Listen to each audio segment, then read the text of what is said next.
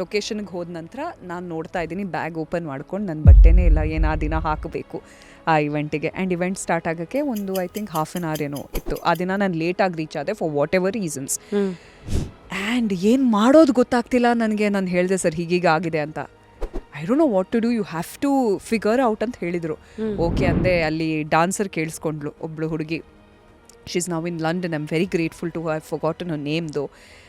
I am sorry but I am grateful.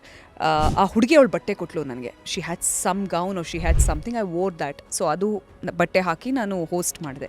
But I think the client was in happy and the client passed a comment to Niranjan. ಅವ್ರು ಹೇಳಿದರು, you know whatever Reena's brand is, whatever she's wearing today is absolutely unacceptable, and we are very, very unhappy with what she's wearing and presenting this event anta.